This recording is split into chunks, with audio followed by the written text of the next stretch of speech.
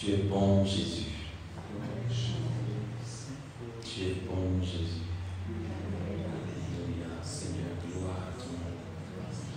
Tu es puissant, Jésus. Oui, gloire à toi. Honneur à toi, Jésus. Puissance à toi. Seigneur, honneur à toi.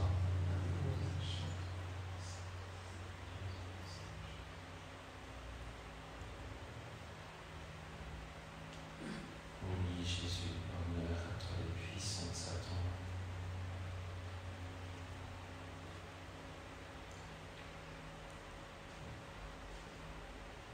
Seigneur, dans les cieux et sur la terre, il ne s'est trouvé aucun autre nom par lequel nous soyons sauvés.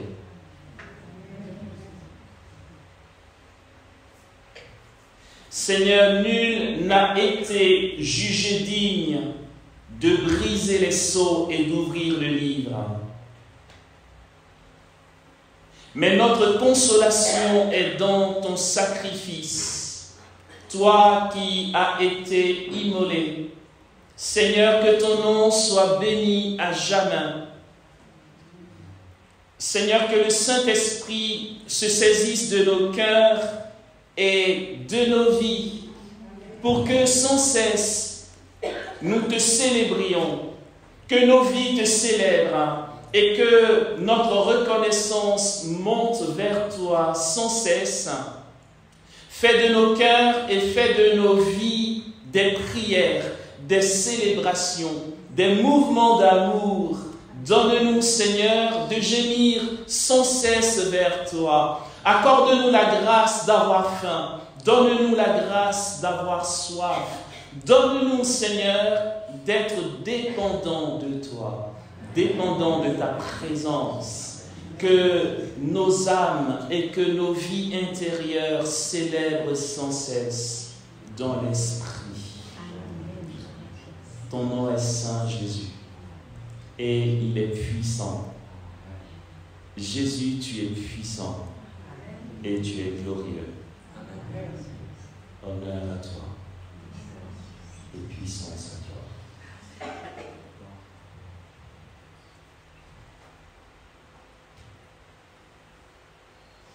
Donne-nous, Seigneur, d'être disposés. Que nos cœurs soient fertiles. Que ce soir, la grâce que tu nous fais nous dispose à entrer dans l'intelligence de tes mystères.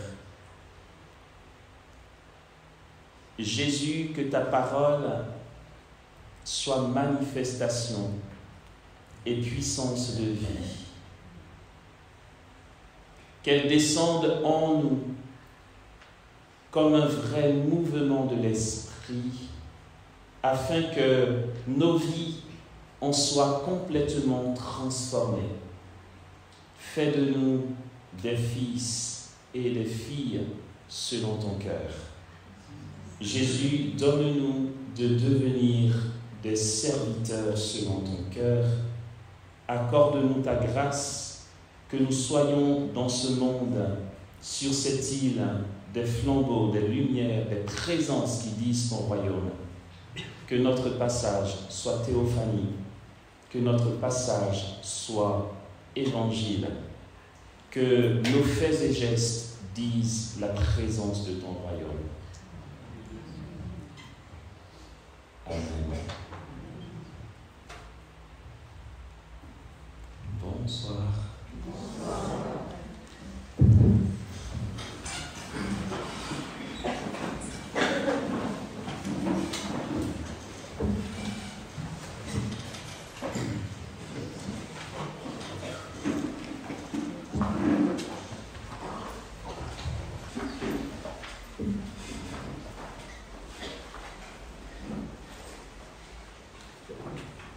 Alors, bienvenue à tous et à toutes. Merci d'être là. Merci d'avoir répondu à l'invitation du Seigneur par la communauté des béatitudes.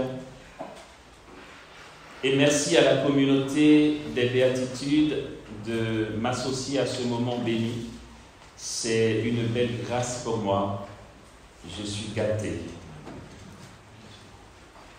Je ne le dis pas souvent parce que ça peut provoquer des incompréhensions, mais il arrive quelquefois que je dise que Jésus m'aime un peu plus que les autres. Mais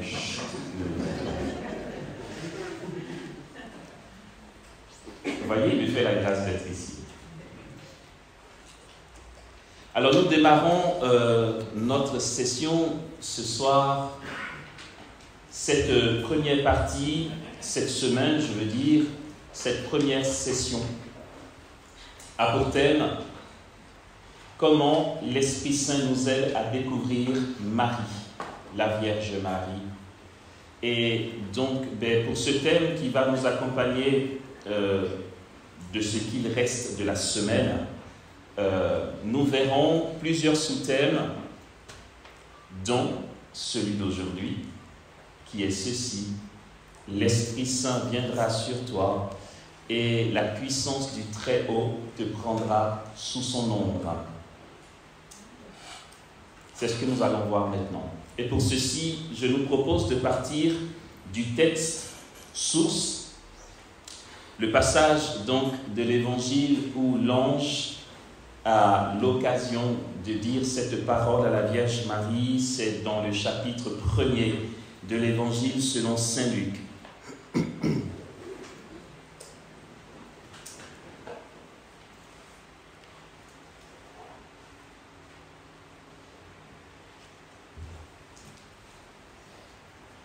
Le Seigneur nous dit ceci, dans sa parole donc, selon l'évangéliste Luc, le chapitre 1er de son évangile, à partir du verset 26. Il est dit ceci: le 6e mois, l'ange Gabriel fut envoyé par Dieu dans une ville de Galilée du nom de Nazareth, à une vierge fiancée à un homme du nom de Joseph, de la maison de David. Et le nom de la vierge était Marie. Il entra et lui dit: réjouis-toi, comblée de grâce, le Seigneur est avec toi. À cette parole, elle fut toute troublée. Et elle se demandait ce que signifiait cette salutation. L'ange lui dit: sois sans crainte, Marie, car tu as trouvé grâce auprès de Dieu. Voici que tu concevras dans ton sein et enfanteras un fils, et tu l'appelleras du nom de Jésus. Il sera grand et sera appelé Fils du Très-Haut. Le Seigneur Dieu lui donnera le trône de David son père. Il régnera sur la maison de Jacob pour les siècles, et son règne n'aura pas de fin. Mais Marie dit à l'ange: comment cela sera-t-il, puisque je ne connais pas d'homme? L'ange lui répondit: l'Esprit Saint viendra sur toi, et la puissance du Très-Haut te prendra sous son ombre. C'est pourquoi l'être saint qui naîtra sera appelé Fils de Dieu. Et voici qu'Élisabeth, ta cousine, vient elle aussi de concevoir un fils dans sa vieillesse, et elle en est à son 6e mois, elle qu'on appelait la stérile, car rien n'est impossible à Dieu. Marie dit alors: je suis la servante du Seigneur, qu'il m'advienne selon ta parole. Et l'ange la quitta. Amen.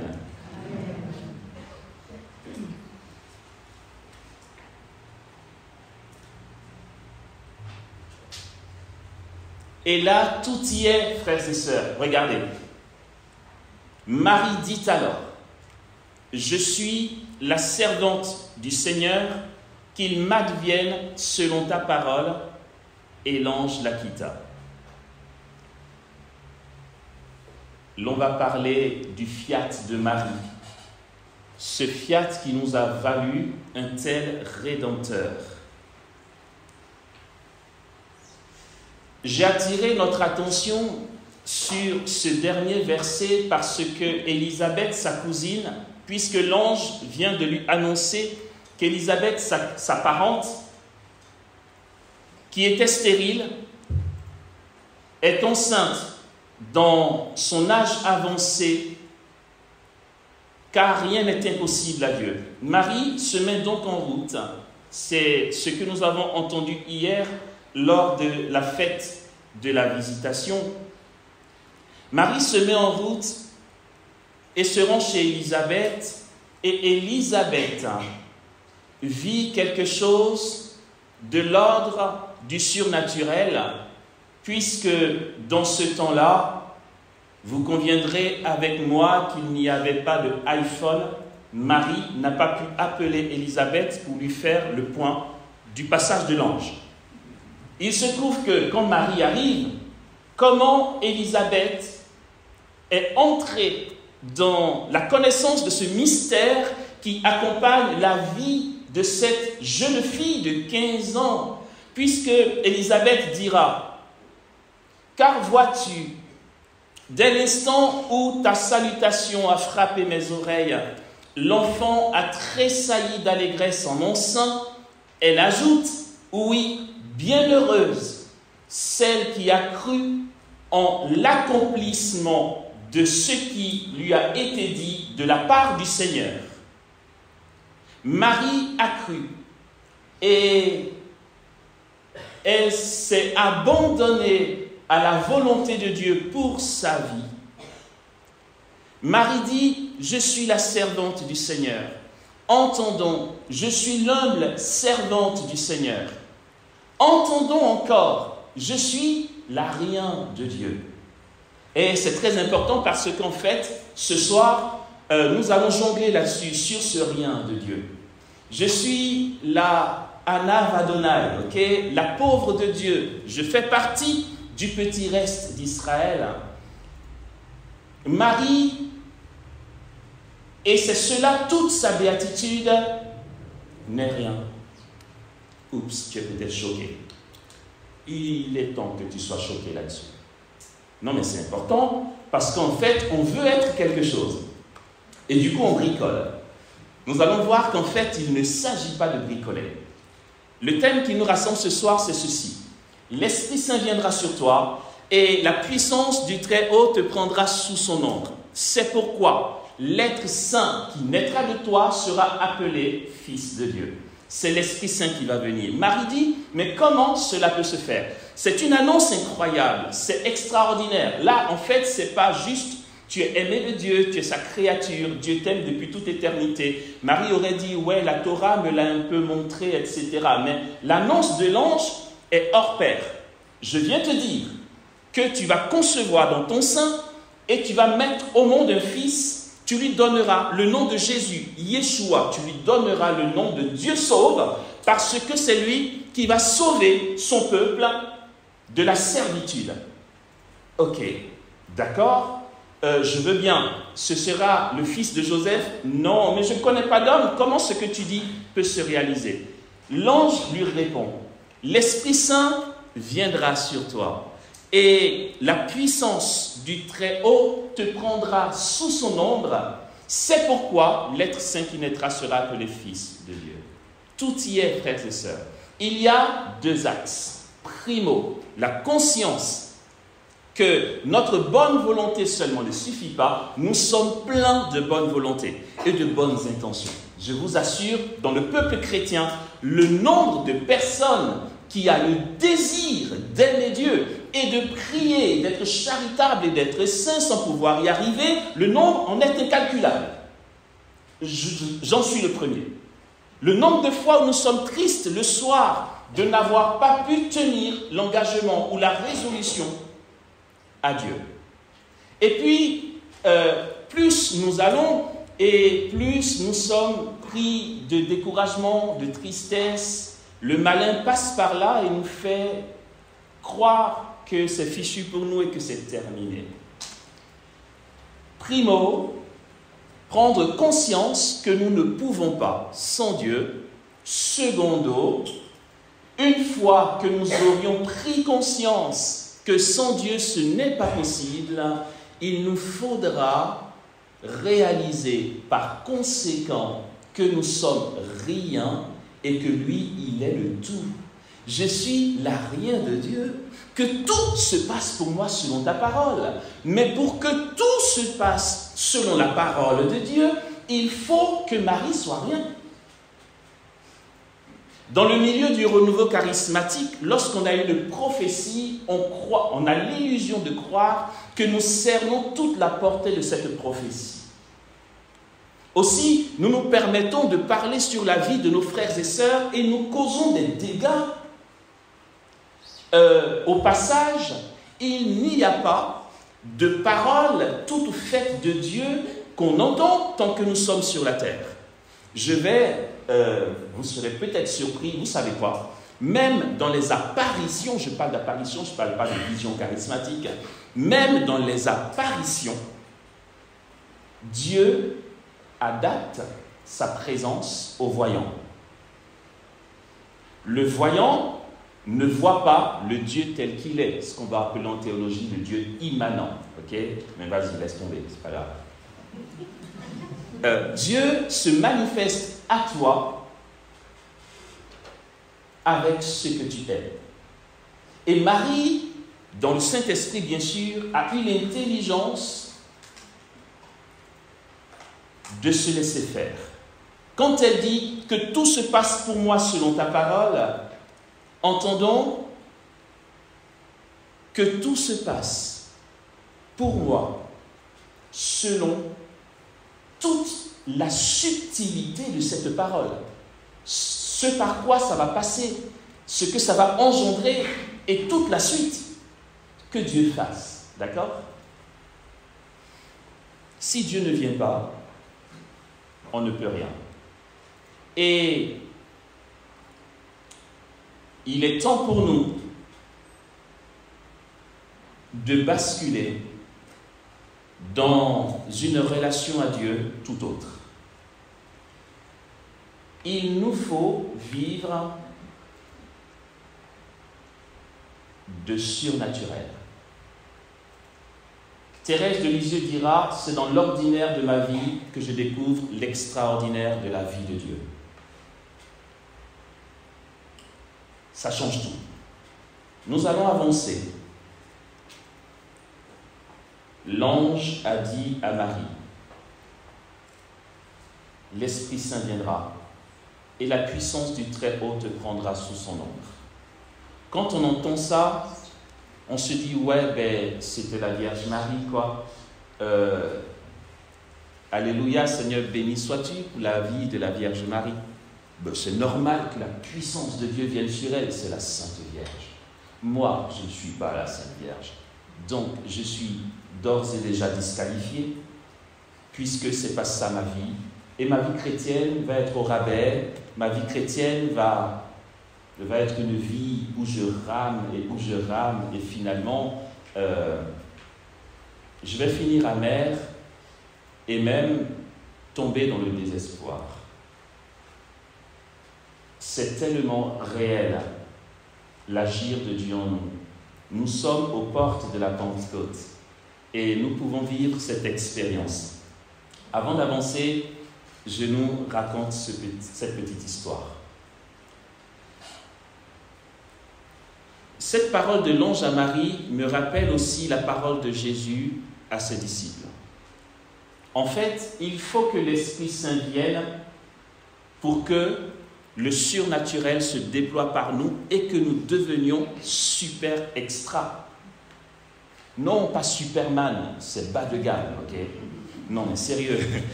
Que nous devenions des chrétiens habités par Dieu, selon ce que dit l'apôtre Paul, je puis tout en celui qui me rend fort. C'est vrai, de temps en temps, quand je veux me détendre, je me mets un film et j'aime beaucoup les films de super-héros. Mais je regarde les films de super-héros et ça m'amuse parce que c'est super bas de gamme, quoi. Jésus dit à ses disciples, c'est dans le chapitre 1er du livre des Actes des Apôtres, le verset 8. Il dit, l'Esprit Saint, non, vous allez recevoir une force, celle du Saint-Esprit qui viendra sur vous. Rappelons-nous, l'Esprit Saint viendra sur toi et la puissance du Très-Haut te prendra sous son ombre. Jésus, quant à lui, dira, vous allez recevoir une force, celle du Saint-Esprit qui viendra sur vous. Alors vous serez mes témoins à Jérusalem, dans toute la Judée et la Samarie et jusqu'aux extrémités de la terre. Nous savons très bien ce qui s'est produit au chapitre 2 des Actes des Apôtres que nous allons célébrer bientôt. Le jour de la Pentecôte étant arrivé, l'Esprit Saint s'est manifesté, ils ont entendu le bruit d'un vent violent et ils ont vu apparaître des langues qu'on eût dites de feu. Et puis là, tout est devenu possible. Ils étaient dans l'extraordinaire de la présence de Dieu. Il y avait cette manifestation de la transcendance qui les a habités. Ils ont été saisis. Et Pierre, qui a régné 3 fois son maître, n'avait plus peur des Juifs. Il n'avait plus peur de la persécution. Il n'avait plus peur du qu'en dira-t-on. Il ne s'est même pas dit, je ne vais pas oser parler parce que les autres ont vu que j'ai régné le maître, je suis un lâche. Mais il n'en avait plus rien à faire. Parce que là, il était mu par la présence divine qui venait assumer toutes ses facultés et il a improvisé une prédication. Donc, dans la puissance du Saint-Esprit, improvisé. Il n'a pas préparé, les gars. Il a improvisé. Et c'était percutant au point qu'il y a eu 3000 convertis. Et quand on entend ça, entendons sans compter les femmes et les enfants. Donc, il faut compter au moins 9000 convertis. Parce qu'en général, les femmes sont plus nombreuses. C'est ce que fait l'Esprit Saint lorsqu'il vient. Et dans notre vie chrétienne, frères et sœurs, comprenons donc que nous ne pourrons rien faire. Ce que nous espérons en Dieu, ce à quoi nous aspirons, notre faim de Dieu, notre soif de bonheur, notre soif de réalisation et d'épanouissement dès cette terre n'est pas possible si nous n'entrons pas dans une conscience que sans Dieu nous ne pouvons pas, qui va nous conduire à un abandon total à la volonté de Dieu. La petite histoire que je voulais raconter, c'est celle-ci. C'était il y a très longtemps. J'étais jeune dans le temps. C'est vrai, il y a très longtemps. Il y a une bonne vingtaine d'années, je vous assure. J'étais à une retraite avec le fondateur de la communauté des Béatitudes. J'étais membre aussi de la communauté des Béatitudes et j'étais postulant. Les frères et sœurs de la communauté sauront que c'est vraiment le pitchoun qui vient d'arriver, postulant. Après 1 an de stage, tu postules. Et puis j'ai fait 2 ans en Côte d'Ivoire, je suis arrivé en France, enfin je débarquais ok. Et pour moi, c'est une pure grâce d'avoir rencontré le fondateur. J'ai fait partie de son équipe. Voilà, je pense même que en ce temps-là, j'ai dit à Dieu, tu peux prendre ma vie parce que tu m'as tout donné là. Être dans l'équipe du fondateur des Béatitudes, oula, énorme. Et puis, allez, je passe les détails. Nous étions à une retraite et c'était à Laval. À la fin de la retraite, qui se terminait vendredi, c'était de mardi à vendredi. À la fin de la retraite, il y avait une journée mariale qui était prévue le samedi. Et donc, le responsable de la communion mariale dans le temps de la cité de l'Immaculée du mois avait prévu une journée mariale. Il a fait la communication. Vous imaginez un peu le tableau, c'est le fondateur de la communauté des Béatitudes qui doit prêcher. Les gens viennent de très loin. La chapelle était censée être bondée et ça a été le cas. C'est juste que la journée mariale étant prévue samedi, le vendredi midi, je vois Ephraim, donc le fondateur, qui sort du château en voiture, et moi, je croise sa voiture, je lui dis, tu vas faire un tour? Il dit, non, je pars. Je dis, ok, demain, il y a une journée mariale, en fait, c'est toi le prédicateur. Tu reviens ou... Il dit, ah non, non, non. Et puis, comme il aime blaguer, il a dit, je compte sur toi. J'ai dit, tout à fait. Bon, après, je me suis dit, il y a forcément une raison qu'il parte, quoi. Et bon, voilà, je rentre dans le château, les autres sont là. et le responsable de la cité veut me voir à côté. Il me dit, écoute, Ephraim m'a dit que c'est toi qui prêches à sa place. Non, c'est pas possible. Juste, non, pas possible, je suis désolé. Enfin, c'est une blague. Et quand j'ai dit c'est une blague, bien sûr qu'il était d'accord avec moi que c'est une blague. Parce que quand il me regardait, ça ne ressemblait pas à quelqu'un qui peut parler à la place d'Ephraim, quoi.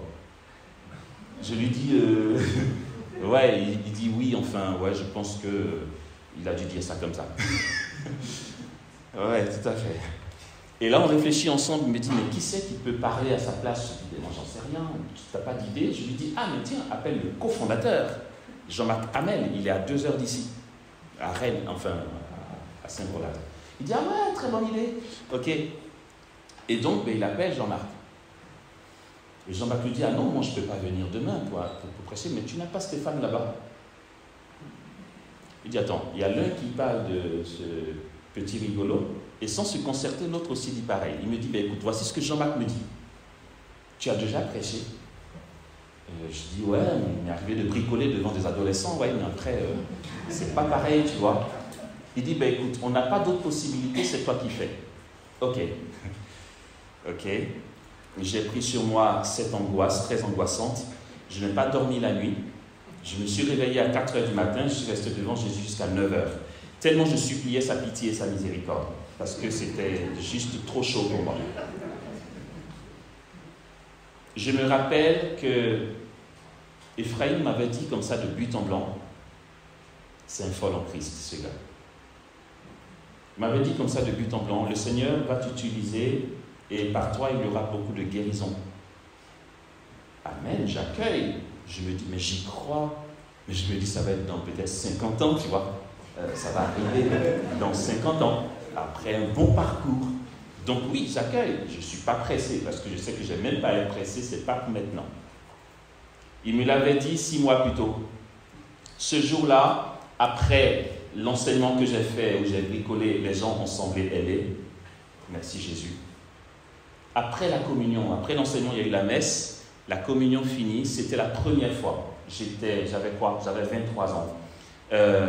C'était la toute première fois de toute ma petite vie que je faisais l'expérience de ce que l'on dit ici. Je vais vous dire pourquoi je vous dis que c'est la même expérience. On va avancer, vous allez comprendre. Ce n'est pas une prétention. C'est juste que je suis baptisé. Alors, soit je crois en mon baptême, soit je n'y crois pas. Toi, je ne sais pas. Okay?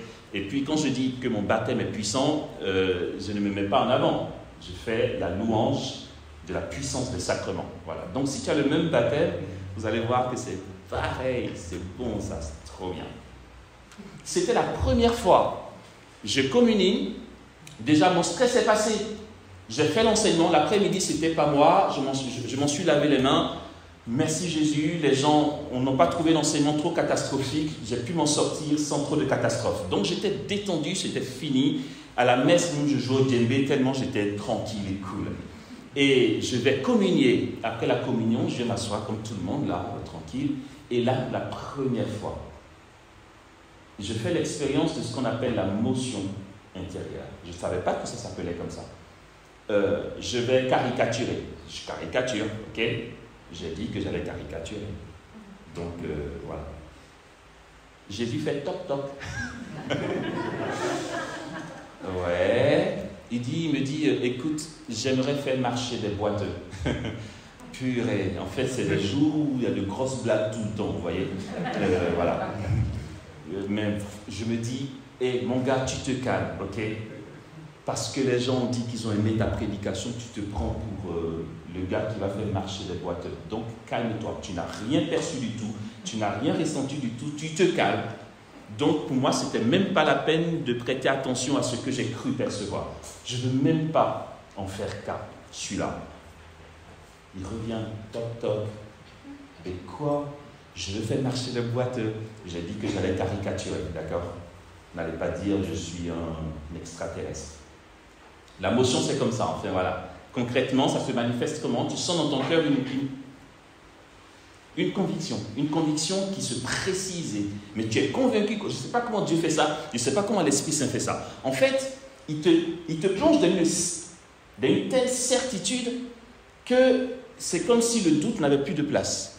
J'avais la certitude qu'il le ferait. Pourtant, ça ne m'était jamais arrivé. Du coup, je me suis dit que je fabule. Et ça devenait de plus en plus fort.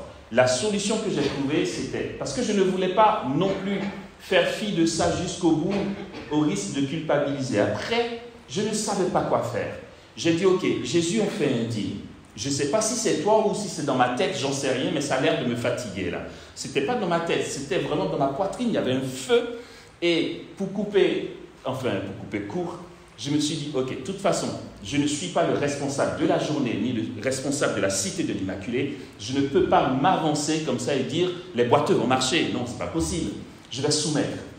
Donc, c'est là où le discernement va se faire. Je soumets et je fais ce qu'on me dit de faire. Donc, vous voyez, dans le silence après la communion, où les gens sont en méditation, moi je marche comme un chat, je passe derrière l'autel, je vais dans le cœur et je dis à l'oreille du responsable de la cité de l'Immaculée, si je lui dis, est-ce que tu accepterais qu'on prie pour les malades? Si je présente ça délicatement, il risque de dire oui. Donc je préfère y aller comme un bourrin. Comme ça, il va se dire, mais c'est n'importe quoi son affaire. J'y suis allé, mais vraiment brutalement. Je l'ai touché par derrière, il a levé la tête et j'ai dit, écoute Thierry, Jésus veut faire marcher les boiteux. Voilà, dit comme ça, il va se dire, mon gars, on se calme. Parce que ce n'est pas le truc qu'on voit tous les 4 matins, quoi. Le mec, il est tellement libre dans l'esprit qu'il me dit, ok, vas-y, fais ce que tu as à faire. D'accord. Vous allez voir, non, en fait, c'est incroyable comment Dieu sait nous humilier pour nous rendre petits. L'humiliation était de taille. J'étais tellement brisé que si j'avais le pouvoir de devenir une mouche, je serais devenu une mouche pour le restant de ma vie. Parce que je me suis dit, ok, Seigneur Jésus, je ne veux pas me mêler de créer, je ne veux pas inventer, j'ai l'impression que c'est toi qui me parles, mais j'en suis pas sûr. Si c'est toi, tu le feras. Si c'est pas toi, rien ne se fera de toute façon. Donc on va faire simple. Moi je vais, vu que j'étais déjà grillé, j'y vais au culot. Je me mets devant l'assemblée, je prends le micro, je dis excusez-moi de vous déranger dans votre méditation. Est-ce qu'il y a des boiteux dans l'assemblée? Jésus aimerait guérir les boiteux. Là, les personnes même les plus mystiques qui priaient ont levé la tête. Ils se sont dit, qu'est-ce qui se passe ici? Et moi, j'étais là, vraiment pas sûr de moi, mais au culot, quoi. Voilà, je suis là. Et je dis, il y a des boiteux ou pas? Je dis, s'il y a des personnes qui sont sur fauteuil roulant, qui ont des béquilles, avancez-vous. Non, mec, tu es déjà grillé, donc grille-toi bien. Ça ne sert à rien d'être grillé, de faire à moitié. Il faut faire ça bien, voilà. Donc, les gens s'avancent. Il y avait 9 personnes qui se sont avancées. Il y avait un bon millier de personnes quand même qui étaient rassemblées. 9 boiteux se sont avancés, mais boiteux bien, tu vois, genre boiteux. C'est pas un problème d'articulation, béquilles, fauteuil roulant, tout ça. Ils sont venus devant. Et là, Thierry me rejoint, le prêtre me rejoint. On est 3. Ils sont là, alignés comme ça. Et puis, eux, ils prient là-bas, moi, je prie ici. Sauf que eux, ils étaient en train de prier comment? Ils faisaient genre, oui, Seigneur, dans ta bonté, dans ta miséricorde, viens dans la puissance de l'Esprit Saint les guérir. Le genre de prière qu'on a l'habitude de faire, tu vois. Moi, je ne faisais pas ça. Je me suis dit, si c'est toi qui m'as envoyé, tu feras. Si ce n'est pas toi, je vais beau formuler toutes les prières les plus magnifiques du monde, tu ne feras pas. Donc, je ne me fatigue pas. Si c'est vraiment toi qui m'as envoyé, alors voici la prière que je fais. Je me suis mis devant le premier boiteux, j'ai pris ses mains, j'ai dit, ok, Jésus, fais-le. Amen. Vraiment, comme ça. Parce que là, je ne voulais pas me compliquer la vie. Je vais devant le deuxième, je dis, Jésus, fais-le. Amen. Le deal, c'était ça. Il m'a dit, fais venir les boiteux, je veux les guérir. Il n'a pas dit guéris-les, il dit je veux les guérir. Donc vas-y, fais ton boulot maintenant. Voilà. J'ai fait ça et puis quand j'ai fini, ils étaient encore sur les premiers pour qui ils priaient, donc je les ai attendus. Quand ils ont fini, on espérait voir un d'entre eux qui va commencer à bouger. On va dire waouh, il y a un truc. Et puis en fait, non, personne ne bougeait. Les pauvres boiteux étaient là. Au point que Thierry m'a dit, tu veux qu'on insiste un peu? Franchement, il m'a dit ça. J'ai dit non, merci. Voilà. Ça a foiré, mais ça a foiré. C'est tout. On va prendre ça comme ça.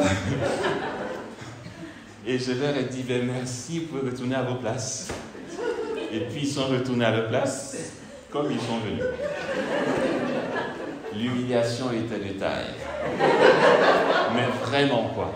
Non mais là, tu te dis, est-ce que j'ai bien fait d'être chrétien? Est-ce que j'ai bien fait de croire en Dieu? J'en sais rien, mais c'était très humiliant. Et pendant qu'ils retournent à leur place, je suis prêt à dire merci à l'Assemblée pour le temps qu'ils ont accordé à ce truc foireux. Et puis là, mais par le même canal, Jésus dit, je veux étendre la guérison à d'autres maladies. En fait, Jésus, je te signale qu'on étend une guérison quand il y en a déjà une, tu vois. En fait, s'il y a une guérison, tu peux étendre, mais il n'y a rien eu. Tu veux étendre quoi? Mais là, l'humiliation était à son comble. Donc, j'ai gâté, quoi. J'ai dit, écoutez, s'il y a des personnes qui sont malades d'autres maladies, posez vos mains sur vos endroits malades. Et j'ai fait ça. Littéralement, j'ai levé les mains, j'ai prié en langue, 30 secondes, j'ai dit merci. Je ne voulais pas me fatiguer.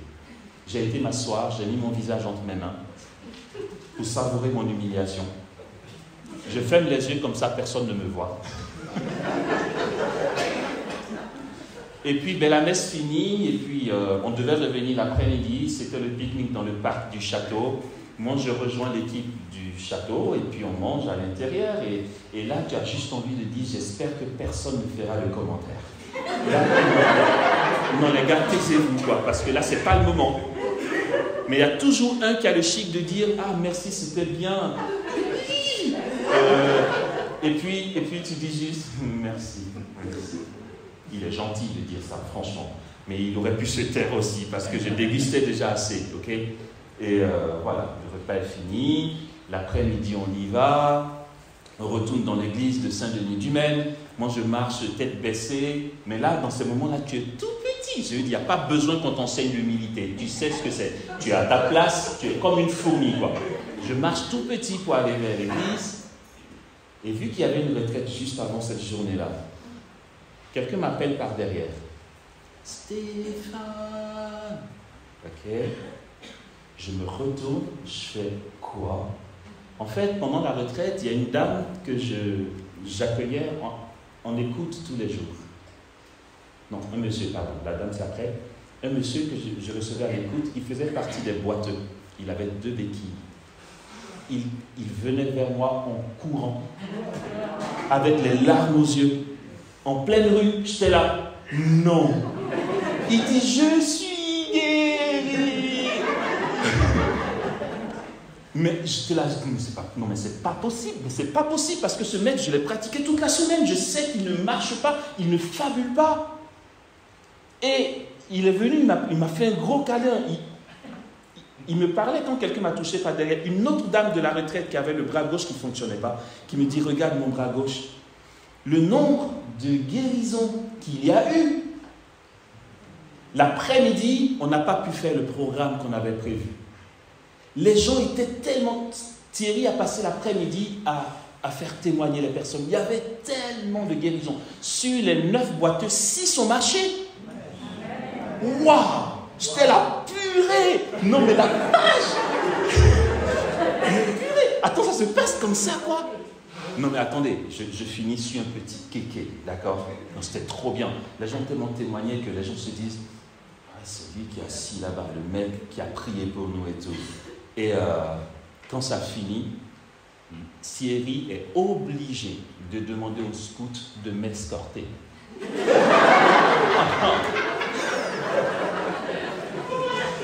Mais parce que les gens voulaient me toucher, me donner leur numéro, me parler, en fait, je dis, t'es la star. Non mais attends, quoi? Superman, là, tu peux te calmer, ok?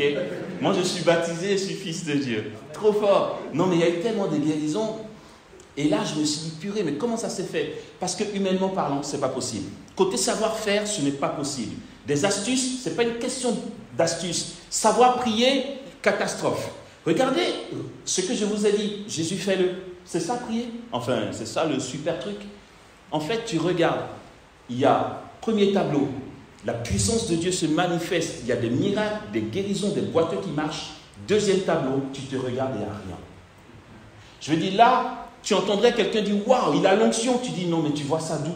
D'après ce que je vous ai raconté, vous avez l'impression que je me sentais un gars plein d'onction? Non, en fait, il y a ton rien,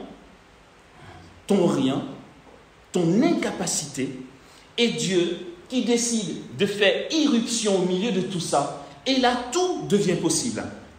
Quand Thierry appelle Ephraim pour lui faire le compte-rendu, il répond juste « Je savais que ça se passerait comme ça ». Et là, j'ai envie de dire, tu aurais pu me prévenir quand même, non? Que je ne me sois pas levé à 4h du matin, que je n'ai pas dégusté cette humiliation et tout. Mais pourquoi Jésus fait ça?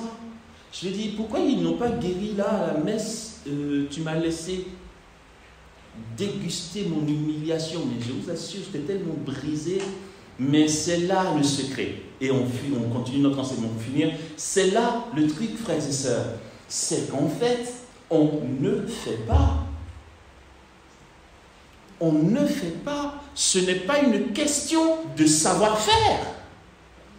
C'est Dieu qui agit ou qui n'agit pas.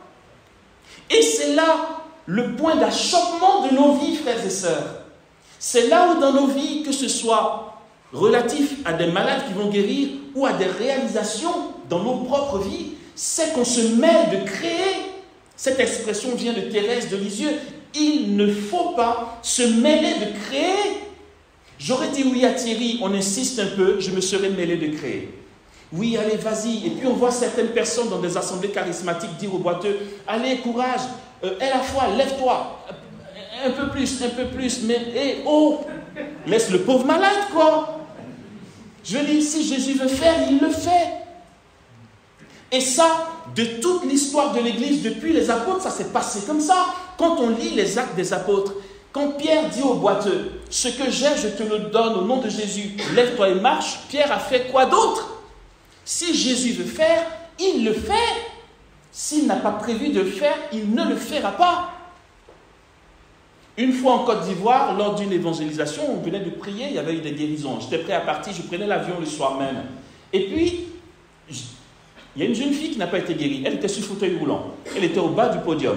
Moi, je disais merci pour l'invitation. Il y avait eu de beaux témoignages de guérison, tout ça, quoi. Jésus ne guérit pas tout le monde, c'est pas grave, je la vois, mais bon, écoute, moi, je ne suis pas Jésus. Jésus fait ce qu'il veut.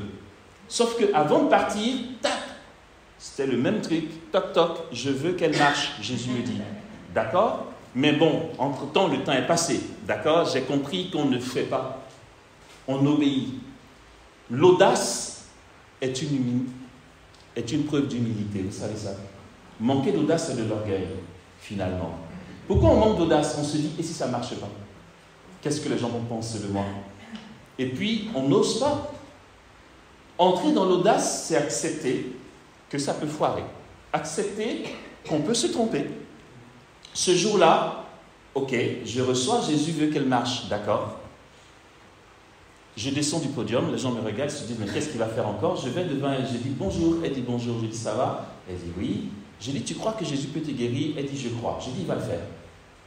Quand je dis ça, forcément les gens s'attroupent, ils regardent, le miracle va se produire. Et je ne me laisse pas du tout intimider par l'apparence des choses. Parce que ce n'est pas moi qui fais. Jésus a dit, je veux la guérir. Va, prie pour elle, je vais la guérir. Même scénario, je prie pour elle et je circule. Je lui ai dit, ok, je vais prendre tes mains. J'ai pris ses mains, même scénario. D'après de longues années, c'est resté ma prière. J'ai dit, Jésus, merci de le faire. Point. J'ai dit, Amen. Quand j'ai laissé ses mains, Jésus m'a laissé une commission pour elle. Je lui ai dit, tu vois, en fait, il va avoir un moment où tu vas sentir le besoin de te lever de ton fauteuil. Quand tu sentiras ce besoin, lève-toi, ça sera ta guérison. Je prenais l'avion le soir. Vous pensez que je suis resté à vérifier si ça marchait? J'ai circulé, frères et sœurs. J'ai pris l'avion, je suis parti. Et puis, tant pis si on dit, ouais, Amos, il a dit un truc qui ne s'est pas fait. Mais, et alors, quoi? Depuis quand je vous ai dit que j'étais Superman? Non, je suis chrétien. D'accord? Donc, si vous êtes déçus qu'il ne se soit rien passé, ça vous regarde. Moi, j'essaye d'obéir. Et puis, je suis parti. 2 semaines après, coup de fil, tu te rappelles la fille pour qui tu as prié, elle te cherche partout parce qu'elle n'arrête pas de se balader dans toute la ville, elle est guérie, elle a laissé son fauteuil roulant. Waouh! À quel moment Jésus a fait ça? Ça le regarde. Mais oui, frères et sœurs, c'est que ça, il faut qu'on le comprenne. Le temps passe vite, Père Philippe. Purée. Il faut qu'on le comprenne, frères et sœurs. On veut faire. Et puis, la neuvaine, c'est bien, ça fait partie de la tradition de l'Église, mais parfois, on est tellement accroché à notre intention, on veut tellement que Dieu nous donne, et en général, c'est des babioles, qu'on va gaspiller de nos énergies pour des choses de rien du tout. Et puis, ouais, mais tu sais, Amos, j'ai toujours rêvé d'avoir un mari métis, mais pas trop, un peu plus noir que clair, et puis qui a les cheveux comme ci et comme ça. Ça fait 15 ans que je prie pour ça, Amos. Dieu m'a pas encore dit c'est. D'accord, mais attends, la notion d'abandon en l'agir de Dieu, tu mets ça où? Non, il faut vraiment que j'avance là. Oui, il faut que j'avance. On va voir comment ça fonctionne. Ok. Je vous demande déjà pardon pour le fait qu'on ne pourra pas finir ce que j'ai prévu ce soir. On va continuer demain. Parce que je ne suis même pas encore arrivé au milieu de ce que j'ai prévu, je dis. Ok. Bon. Regardez. Une fille de 15 ans. L'évangéliste dit qu'elle s'appelle Marie. Fiancée à un homme du nom de Joseph. 15 ans. L'ange vient lui dire, Dieu va prendre chair de ta chair. Et puis, ça se fait. Par quel moyen ça se fait? L'ange est clair. C'est parce que l'Esprit Saint va venir sur toi et que la puissance du Très-Haut te prendra sous son ombre. C'est parce que ça va se passer ainsi que tout sera possible. Quand cette puissance de l'Esprit Saint vient, tout est possible. Ce que Marie porte, ce qu'elle est, ce qu'elle est devenue dans son couronnement, reine immaculée de l'univers, mère de Dieu, mère du Verbe, donc, fille du Père, épouse de l'Esprit, transparente de Dieu, vient du fait que quand Dieu vient, tout devient possible. Il y a Saint Séraphine de Sarov qui dit ceci. Le but de la vie chrétienne, c'est l'acquisition du Saint-Esprit. Ok, maintenant pour terminer, j'aime autant prévenir, il va y avoir un petit côté technique. D'accord? C'est bien qu'il y ait un côté technique. Parce que la première partie du témoignage, c'est bien joli, mais il faut qu'on voit le comment du pourquoi. D'accord? Ok. Petit côté technique pour terminer.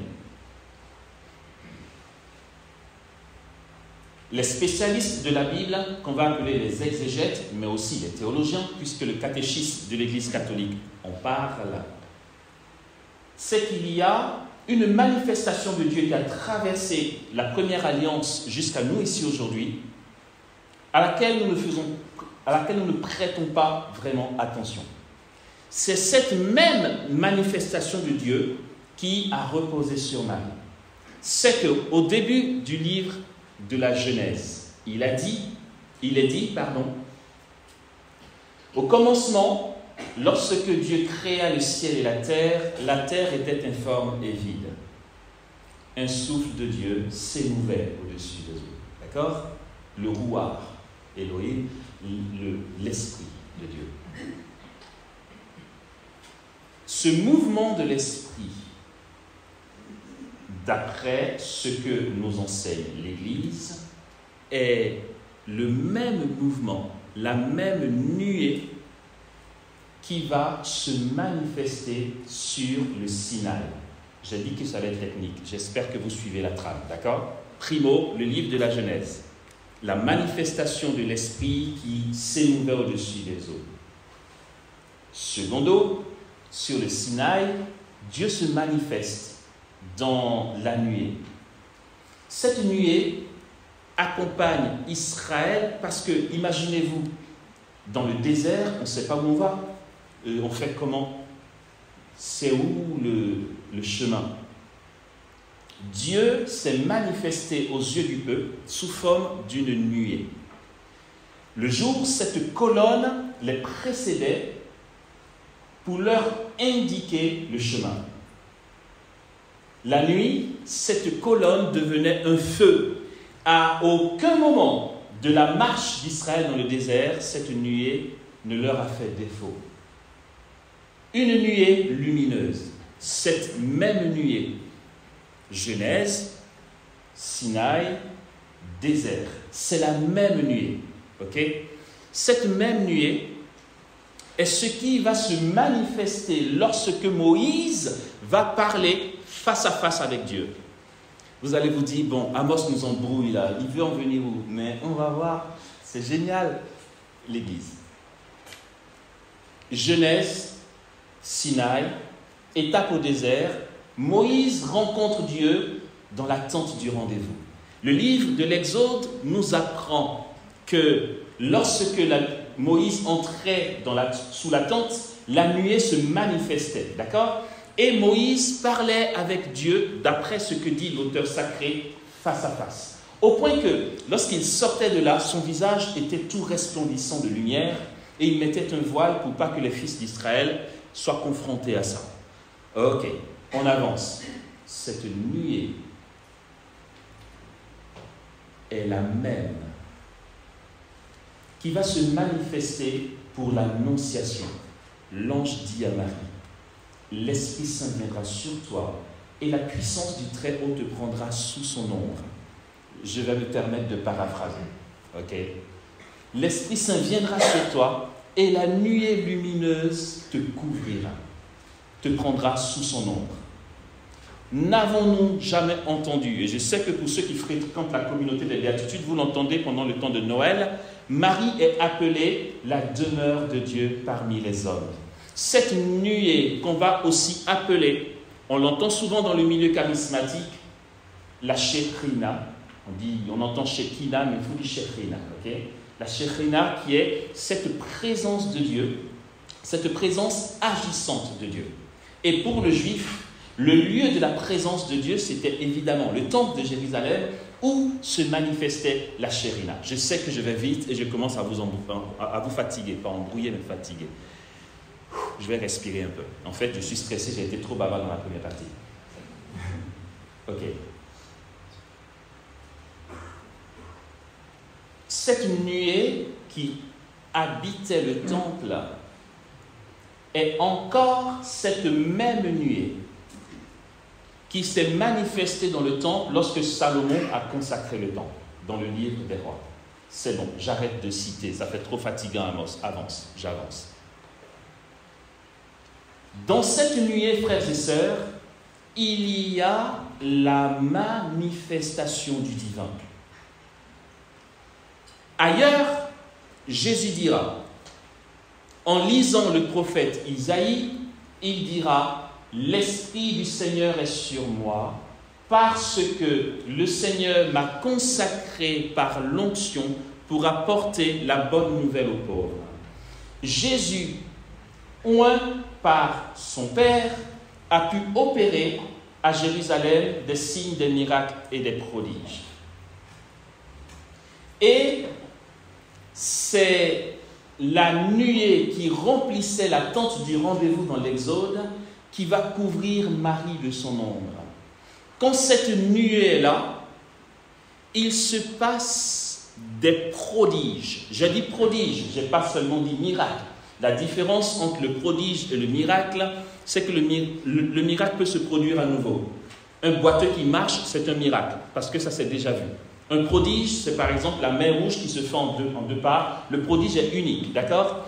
Quand cette nuée se manifeste, il se produit un prodige. Et ce prodige, pour le coup, chez Marie, ça a été Dieu qui a été fécondé en elle. Marie est cette tente du rendez-vous où nous pouvons aller parler à Dieu comme Moïse l'a fait dans le livre de l'Exode.